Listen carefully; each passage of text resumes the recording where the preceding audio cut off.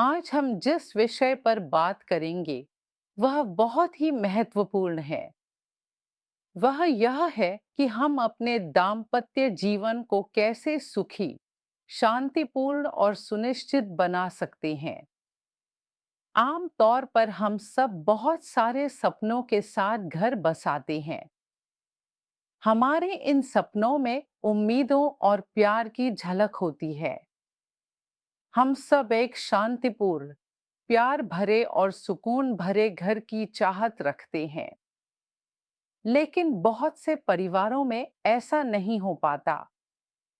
कई परिवारों में शांति और प्यार की कमी देखी जाती है। कई परिवारों में तो शादी की शुरुआत से ही अशांति शुरू हो जाती है।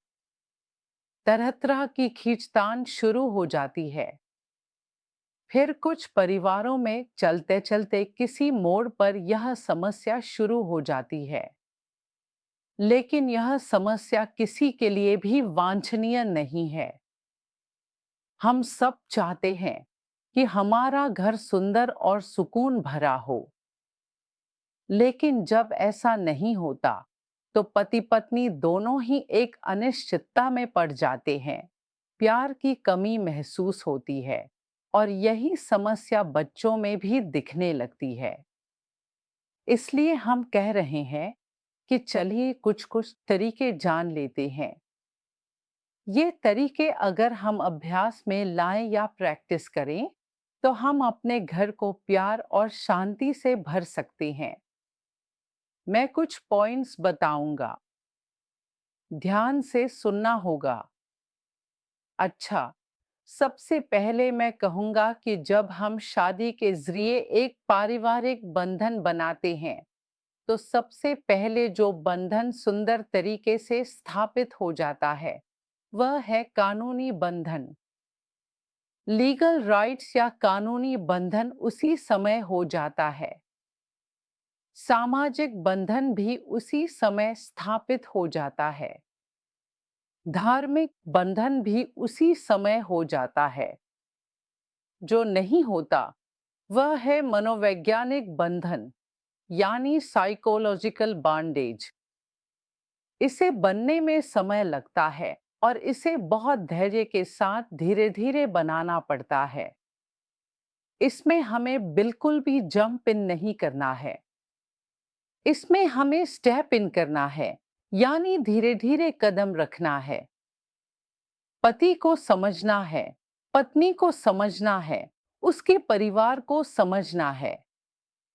समझदारी से कदम रखकर सबके साथ अच्छा रिश्ता बनाना है। तभी हमारा मनोवैज्ञानिक बंधन बनेगा। और जब हम शुरू से ही एक मजबूत बंधन के साथ आगे बढ़ेंगे, तब परिवार का बंधन भी मजबूत होगा। दूसरा पॉइंट जो बहुत महत्वपूर्ण है, वह यह है कि कई परिवारों में हम देखते हैं कि पति चाहता है कि पत्नी पूरी तरह उसके परिवार जैसी हो जाए। वहीं कई परिवारों में पत्नी चाहती है कि पति पूरी तरह बदलकर उसके परिवार का सदस्य जैसा हो जाए।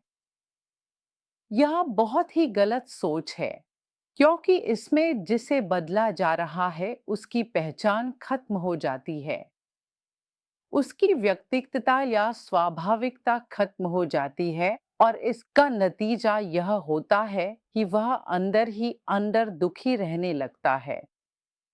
धीरे धीरे उसकी सारी खुशियां खत्म होने लगती हैं।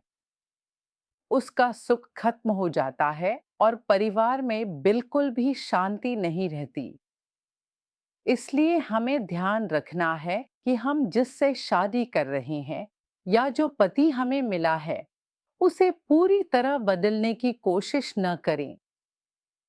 अगला पॉइंट है, तीसरा पॉइंट है कि हमें अपने प्यार का इजहार करना चाहिए।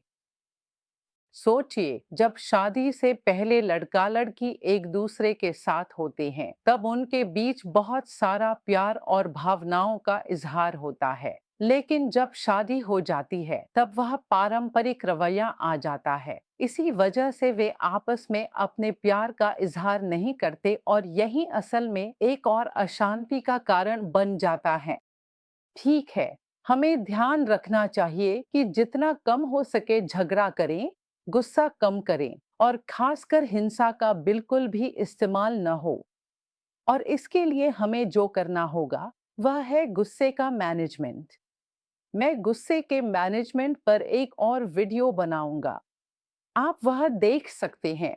या अगर आप में से किसी में बहुत ज्यादा गुस्सा आता है, आप साइकोलॉजिस्ट की मदद ले सकते हैं। इससे आपके झगड़े झंझट और हिंसा काफी हद तक कम हो जाएंगे। अगर गुस्से का इस्तेमाल न हो तो अच्छा है। उसके बाद हम जो बात कहते हैं वह बहुत ही हमारे पराई मोहब्बत में जाना। अगर आपस में अशांति हो रही है तो इसका मतलब यह नहीं कि आपको किसी और रिश्ते में जाना चाहिए। यह कोई समाधान नहीं है। अच्छा, एक और बात जो बहुत ही महत्वपूर्ण है वह यह है कि अपनी आमदनी के हिसाब से खर्च करें। अगर आप अपनी आमदनी से ज्यादा खर्च करना शुरू कर देते हैं, अगर आपको कुछ पसंद आ गया और आपने उसे खरीद लिया जबकि उसकी जरूरत नहीं थी, इस तरह अगर चलता रहा तो घर में बहुत अशांति हो जाती है। इसलिए परिवार में अपनी आमदनी और खर्च को समझकर चलना बहुत अच्छा है।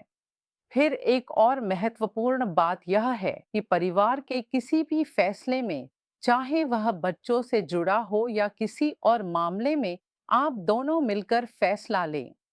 अगर एक व्यक्ति फैसला लेगा और दूसरे पर थोप देगा, तो भी परिवार सुखी नहीं रहेगा। एक और बात है, आपस में ज्यादा से ज्यादा बातचीत करें, जिसे हम फ्री फ्लो ऑफ इंफॉर्मेशन कहते हैं। मतलब आपस में बातें करना, अलग अलग मुद्दों पर चर्चा करना, जो भी प्रासंगिक बातें हैं उन पर भी बात करना।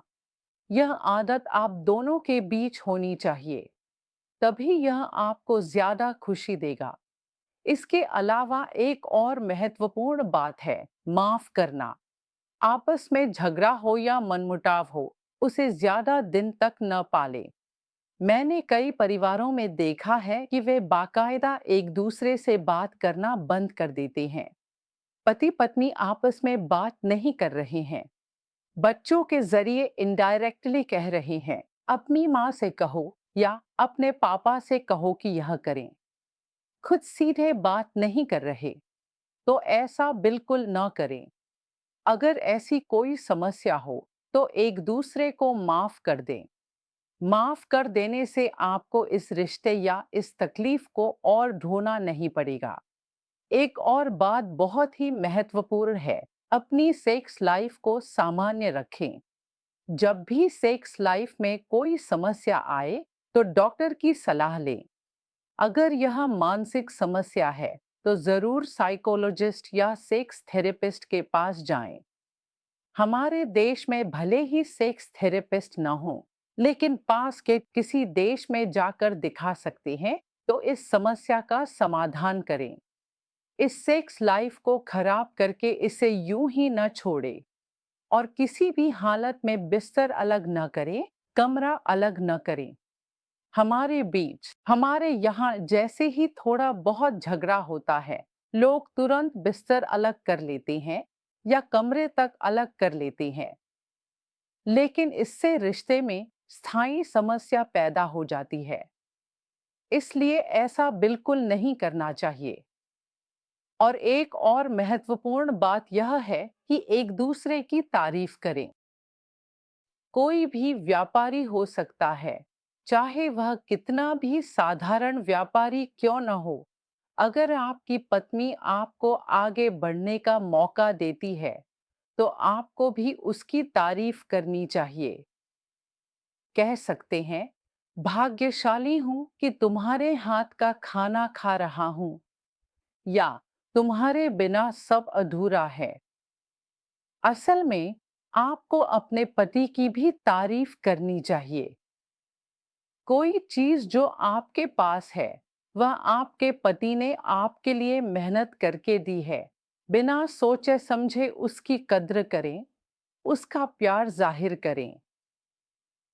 अगर आप अपने परिवार में तारीफ करने की संस्कृति ला सकते हैं, तो आप देखेंगे कि बच्चे भी एक दूसरे की तारीफ करेंगे, जो बहुत जरूरी है। और सबसे आखिर में जो बात जरूरी है, वह यह कि अगर आप इन सब बातों को अपने जीवन में अभ्यास में लाते हैं, तो निश्चित ही आपका जीवन बहुत सुखी, सुंदर और शांतिपूर्ण होगा। आज के लिए बस इतना ही। आगे किसी और विषय पर आपसे फिर मिलेंगे। धन्यवाद।